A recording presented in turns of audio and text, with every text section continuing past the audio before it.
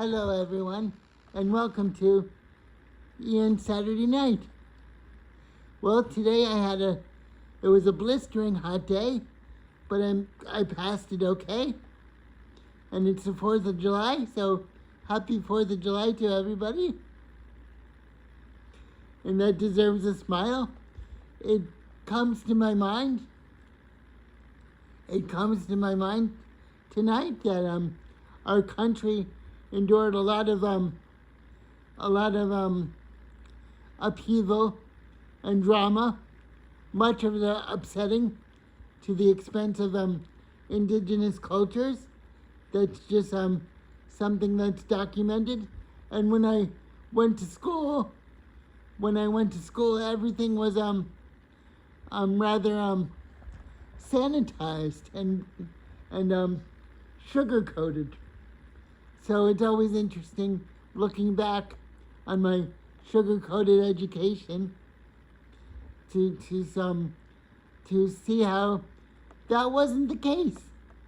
Our history was built on suffering in many ways, and at the expense of people that got the short end of the stick. It's my view that we're generally good. Most people are generally good people, but we are wired somewhat selfishly.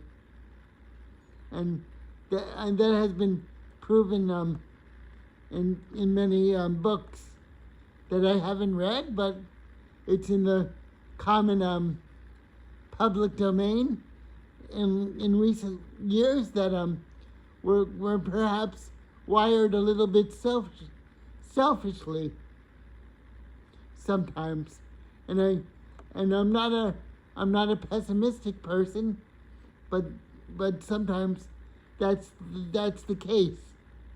So that's the way I feel sometimes.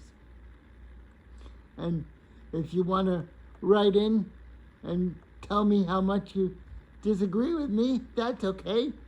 But I tend to think that in general, we're all basically good. We like to get along with our neighbors.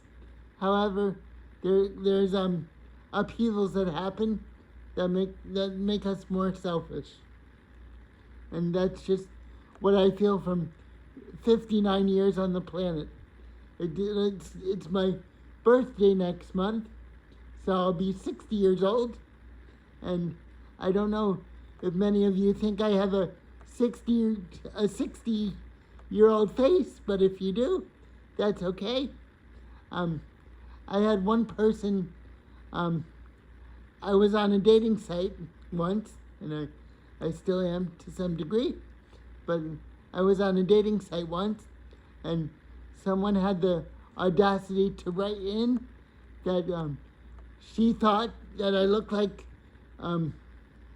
she thought that, this is funny, but to me, like, she thought I looked like the character in Hellboy. She thought I looked like Hellboy, the actor who played Hellboy, and it flabbergasted me, but I guess she was thinking of my pale face or the way my nose goes to the right or something in my eyes, and she thought I was Ron Perlman.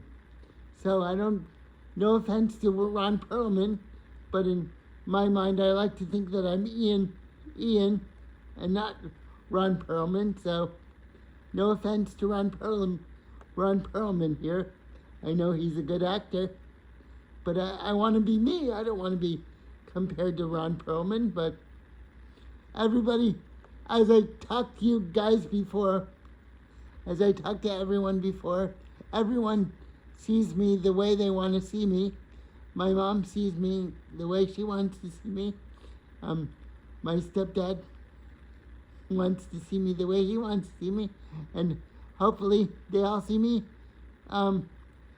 like my mom says, and I agree with her. My mom says that I'm like a Dutch boy on a paint can. The boy on the Dutch boy paint. So that's the way, at least I was like that when I was younger. So that's the way I feel. And other than that, things are going okay. It's blistering hot here, but I have the tropical life, so that's okay. And I've been reading the novel Frankenstein in Baghdad, about Frankenstein in the Iraq War in 2005, and that's a very interesting way to approach Iraq in the year 2005. It's a surrealistic novel, and since I'm planning to teach a Frankenstein course, that's very interesting to me. It'll be very interesting. And maybe some of you have thoughts on the novel Frankenstein or the concept of Frankenstein's monster. And if you want to write in on there, I will take your comments and your suggestions. I'm planning to teach that course in September or November, and hopefully it'll be a fruitful endeavor. Once again, I have to address something. I realize that my face moves around, but in some ways this is due to cerebral palsy. And cerebral palsy is brain damage, but it doesn't get worse, but it causes, various quirks and twitches, and it makes your head move if you're excited. So that's all I can say about that.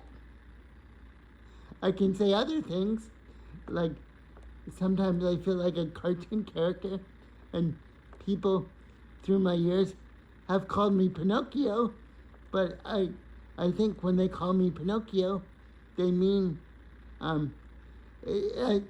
it as a term of endearment, maybe a cautionary tale.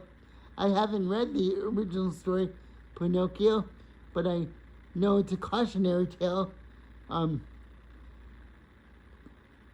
It's a cautionary tale trying to get others to work hard and pull themselves up so they don't become a puppet of any regime. And that's a weighty issue, but Pinocchio was a happy-go-lucky sort who got in with the wrong people.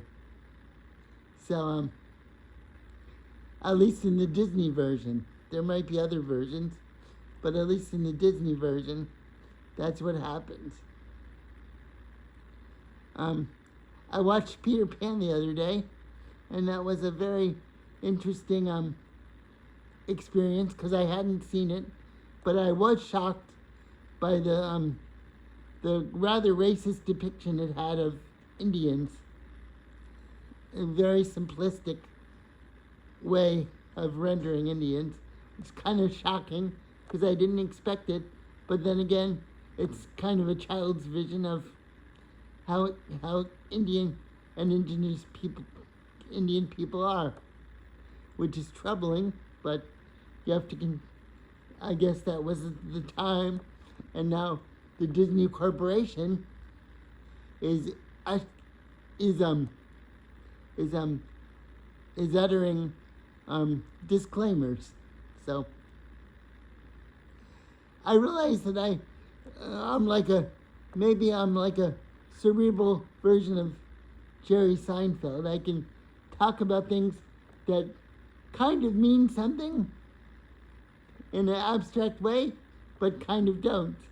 And that's the way I kind of approach this recordings, and just sort of talk about things off the top of my head, which might give it the Seinfeld comparison.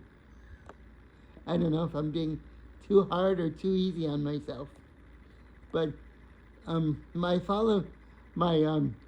listeners know that I'm a surrealist, so I think of things in all kinds of different ways. So that's just how I approach these recordings. Some of you might like them, and some of you might not care for them at all. But that's okay, because it's a wide field in this venue, and there's room for everything, which you can't say about a lot of things, but you know. I haven't painted in a while, which is regrettable, but it comes down to space in my room and space in my mind. So I'm trying to work on a Devo box because I'm a fan of Devo music. Devo was a group in the 70s and 80s. They use synthesizer music, commenting on our suburban life and technology, and how things, instead of evolving, were de-evolving. So that's very interesting too. And it's a surrealistic concept. So all these things are very interesting, to me at least, and to some of you too. I do think about this because I had a listener a while back who said he was very interested in the X-Files, and that subject interests me too. For some of you, the question of UFOs is kind of a far out, no pun intended. It's a far out subject. I know that's corny, but that just popped in my head. I didn't intend it to be a joke, but it's a taboo subject for many. But I do think, in all seriousness, if I can be serious, I do think that something is going on there. We don't know what's going on. I mean, some of the humans probably do, but rest assured, there probably is something going on there with Area 51 and whatnot, because these things have been reported for so many years and decades. So that's also very interesting. I saw Disclosure Day, and even though I wasn't jumping ecstatically about it, I thought it was very interesting and very well done as a Spielberg movie. I don't think it had the visceral power of E.T. or Close Encounters, but yet again, it's a product of 2025. And 2025 is a rather kind of, in some ways, it's a very pensive year. It's been a very pensive, melancholic, perhaps, year. So I think Disclosure Day reflects that very much. I lead a very pedestrian. I lead a very four-wheeled pedestrian existence here, but I try to keep my mind active, and I always like to hear what you guys have to say, and girls, but guys and girls, I like to hear what you all have to say. So write in if you want, or don't write in at all. It all works out, and I'll see you next week. Thank you for watching Ian's Saturday Night. Bye.